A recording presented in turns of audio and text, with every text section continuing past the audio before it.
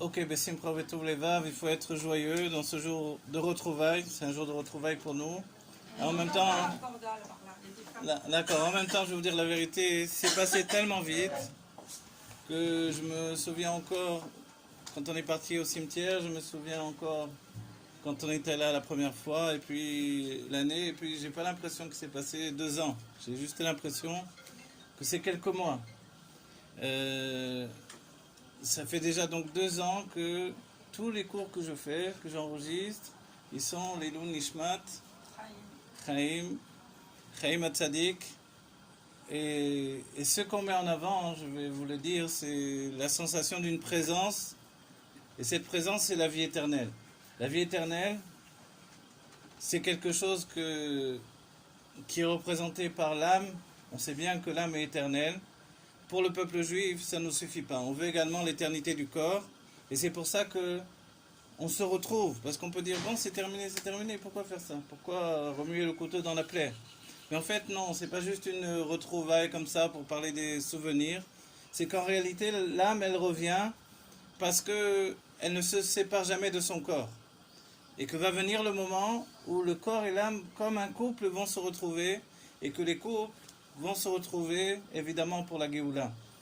Donc, chacun d'entre nous, ce soir, on est là, pas juste pour un souvenir, mais pour une présence. Je me souviens d'avoir vu il y a quelques années où une personne était, après le décès de son père, est partie chez le rabbi.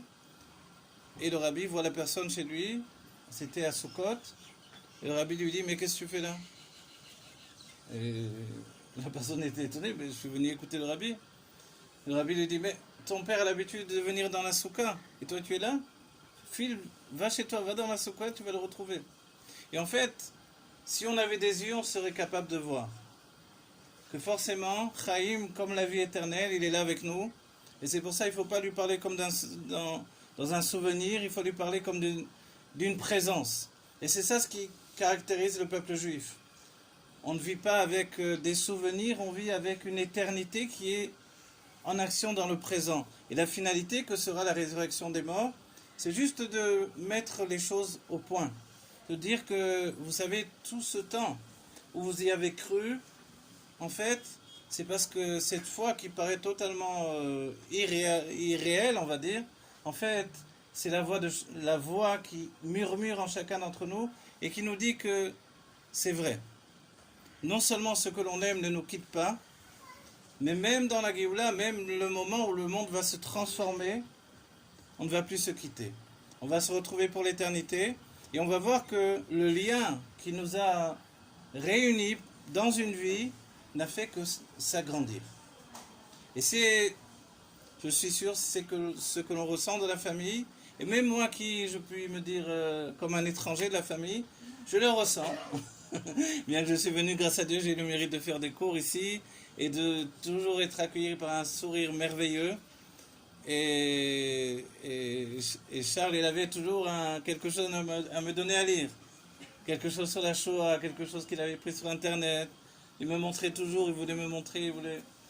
Et il y avait toujours ce côté bienveillant et ce côté de transmettre quelque chose. Et ça, c'est une passion de vivre qui fait qu'on continue ensuite. Donc il a toujours, aujourd'hui même, quelque chose de bienveillant, quelque chose à nous transmettre.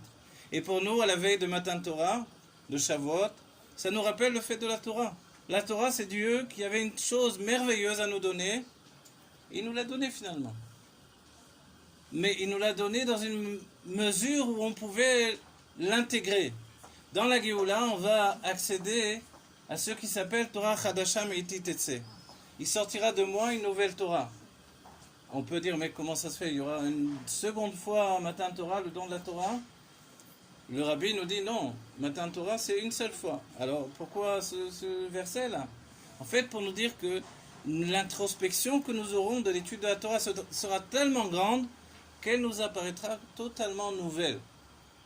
Et l'une des choses essentielles, c'est que aujourd'hui, lorsque nous étudions, on peut penser que, et quelques personnes me l'ont dit, ce que tu enseignes c'est intéressant, c'est des théories, etc. Mais non, ce ne sont pas des théories. C'est la vérité de la Torah.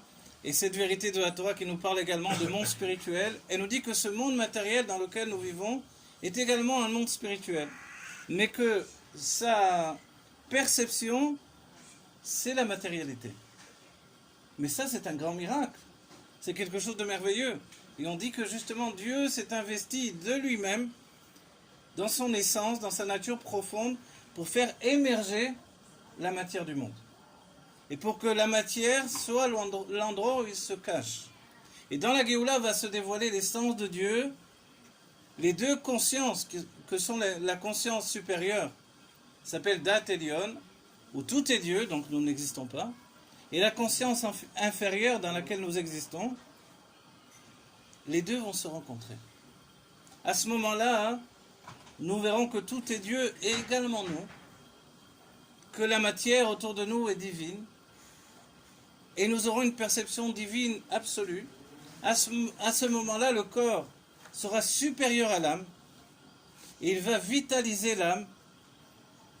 Et à ce moment-là, en réalité, on découvrira que ceux qui sont partis ne nous ont jamais quittés. Et que non seulement ils reviennent, mais ils ont toujours été là. Et c'est pour ça, chacun d'entre nous, on doit s'engager à continuer la vie, comme le nom de Chaim, la vie éternelle, et la continuer, comme j'ai entendu ce soir, par la Torah, par la Shlichut. Moi aussi, j'étais chaliar du Rabbi, j'ai été chaliar 10 ans chez les kabbalistes, et les kabbalistes, c'est merveilleux, j'ai étudié beaucoup de Kabbalah, je remercie Dieu, mais c'était pas facile tous les jours. Des fois, ils avaient des périodes où ils mettaient des djellabot, parce qu'ils voulaient retrouver le vêtement originel du peuple juif. Après, des périodes où ils avaient des chauffards, des témanim très grands comme ça. Et après, c'était les périodes où ils faisaient des jeûnes, et après, bon, c'est pas mal de trucs. Et du coup, c'était pas toujours facile de tenir. Et je me rappelle qu'une fois, donc je vous parle bien après Gimel Tammuz, où après 7 ans de shlichut, de mission avec les kabbalistes, c'était un peu, j'étais au bout du rouleau, comme on dit. Et je suis parti à Kfar Chabad. Et là-bas, vous connaissez certainement, Igorot Kodesh, j'ai ouvert un livre du Rabbi. Et j'ai introduit une lettre en lui disant, Rabbi, j'ai fait de mon mieux toutes ces années, mais là, c'est un peu dur, j'ai plus les forces de continuer. Ok, donc, imaginez, je viens de Jérusalem, j'arrive à Kfar Chabad, je mets ma lettre, j'ouvre le livre, et je vous donne une préparation à ce que je vais vous dire. J'étudiais à En-Karem. En-Karem, c'est une sorte de petit village provençal, en dessous de Yad Vashem. C'est très joli, c'est vrai, c'est merveilleux. Et là-bas, ce qu'il y a de particulier, c'est que c'est un endroit où toutes les sectes d'Israël se réunissent. Il y a, je ne sais plus combien, 7 églises, il y a des moines. Donc, ce qu'on appelle Mifsaïm, c'est-à-dire aider les Juifs à faire Torah et Mitzvot, là-bas, c'est pas comme dans les autres endroits du monde.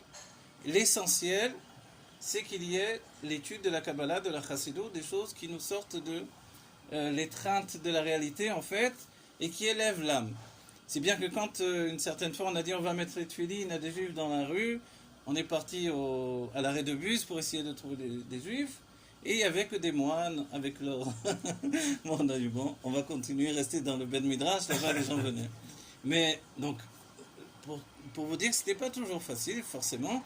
Et quand je suis arrivé à Kfar Chabad, j'ouvre le livre et le Rabbi a adressé une lettre.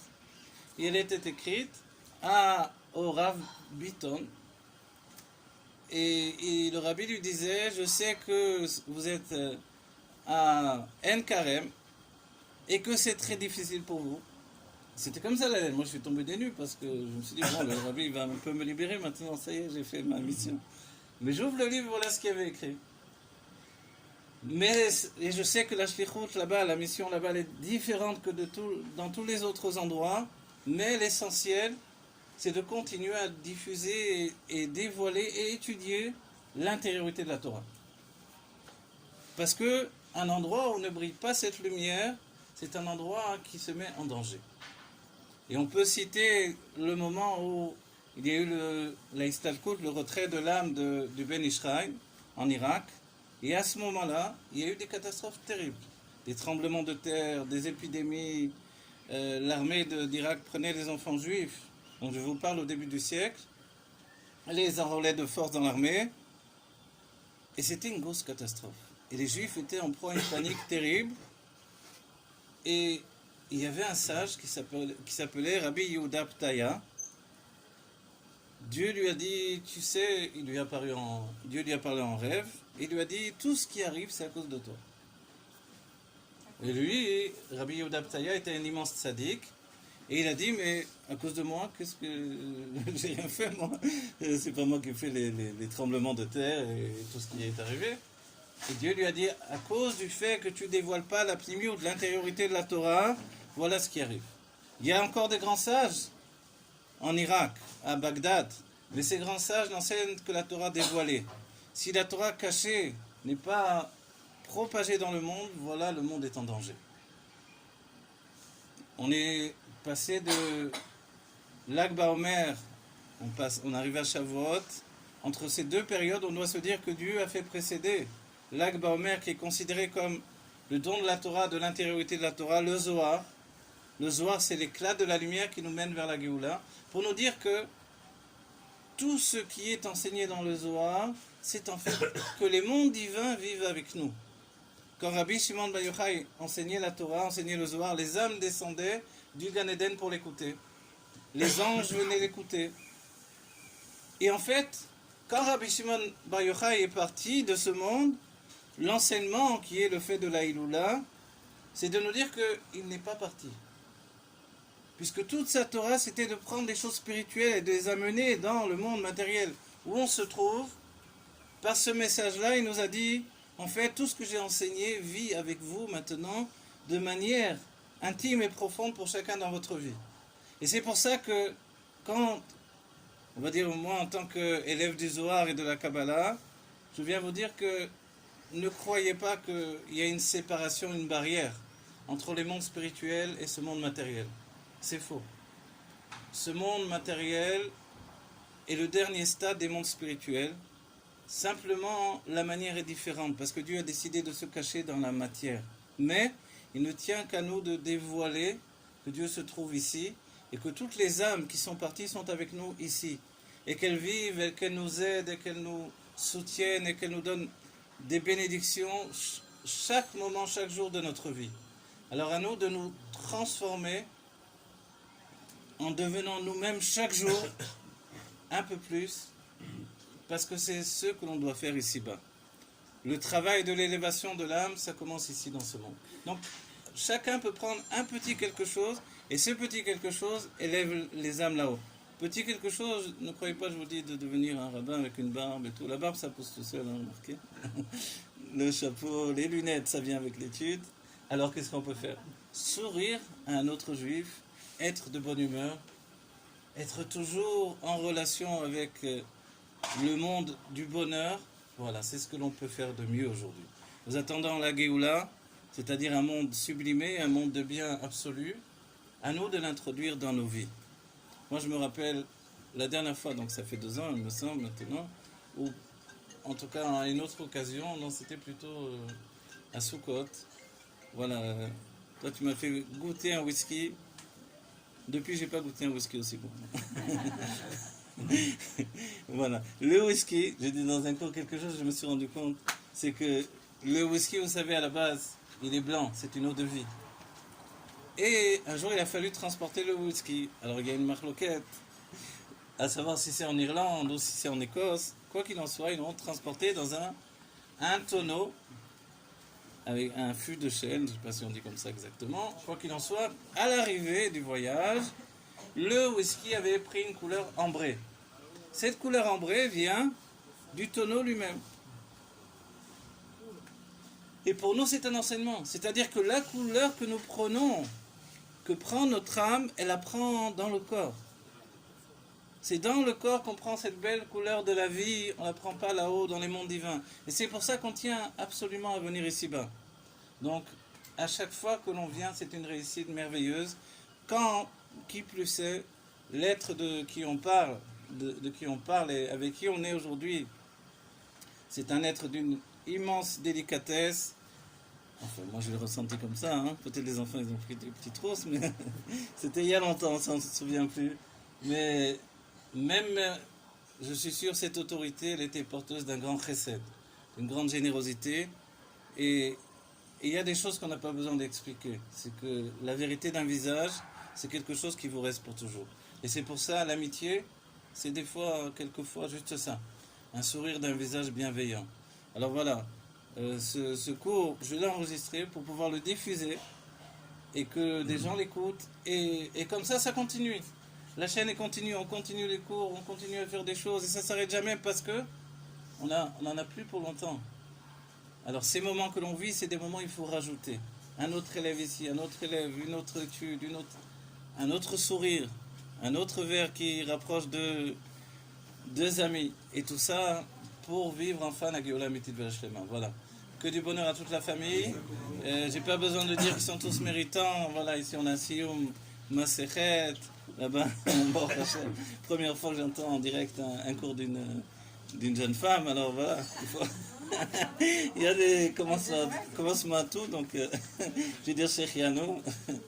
Voilà, que Dieu vous bénisse chacun, chacune, et qu'il y ait vraiment que du bonheur, que Pshuto Mamash.